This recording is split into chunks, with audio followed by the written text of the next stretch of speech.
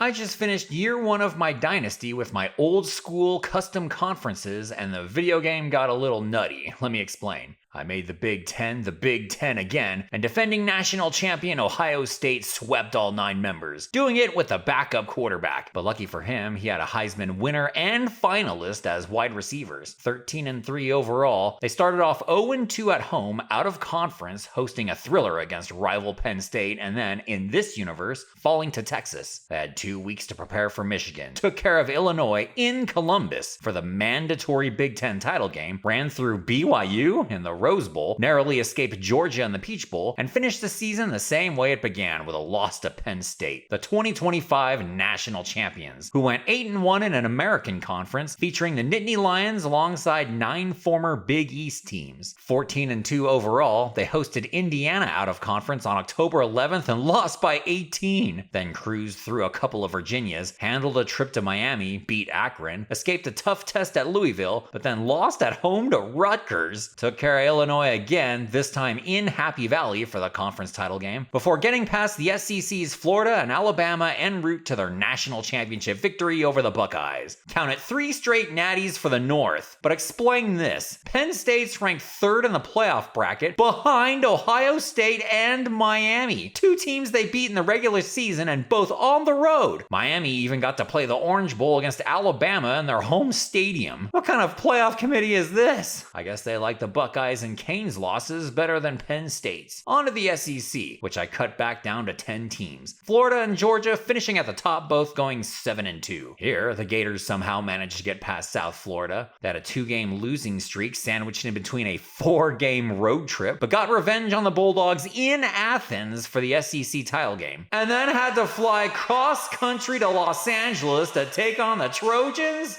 Really, the SEC champion is forced to play a true road playoff game, and Georgia, for their SEC title game loss at home, is rewarded with a home game against Duke. This game's as broken as the last one. Most importantly though, the Gators dropped the Sunshine Showdown at the Swamp in double overtime and against our true freshman quarterback. That was definitely the highlight of our 7-6 season, where we went 5-4 in an ACC featuring all 9 members from the 90s alongside South Carolina. And I've got the highlights of all 13 of our games on this channel. Just click on the link to the playlist popping up on the top right corner of the screen and you can binge watch the whole season. I created a 16-team Big 12 and it too is riddled with controversy. I have one division featuring all the members of the old Big 8 conference, with Iowa State and Oklahoma finishing at the top going 6-3 apiece. OU blew out the Cyclones in Ames on November 15th, but as you can see, had a bye during conference championship week. The other division has 8 members of the old Southwest Conference, with Texas Tech and Texas finishing tied at the top, both going 7-2. The Longhorns came out 1-1 after back-to-back trips to Columbus and Athens over a 4-week span. They escaped Red River with a dub, but then fell to Texas Tech and Houston in back-to-back home games, and with a bye in between. Texas Tech also dropped back-to-back home games, but recovered nicely a week later with that trip to Austin, finishing the regular season on a 6-game winning streak. Then the Red Raiders went over to Jerry World to face Iowa State in the Big 12 title game instead of Oklahoma, and then follow that win up with a trip to the Pop-Tarts Bowl against South Carolina. Texas became the lone representative from the Big 12 in the playoff. How the hell? I guess the committee liked the Longhorns brand, the Longhorns losses better than the Red Raiders, although they did have BYU in the playoff. The Cougars finished 4th in the Pac-12 standings, 1 game behind 18th ranked Arizona, who they lost to in Provo 41-35.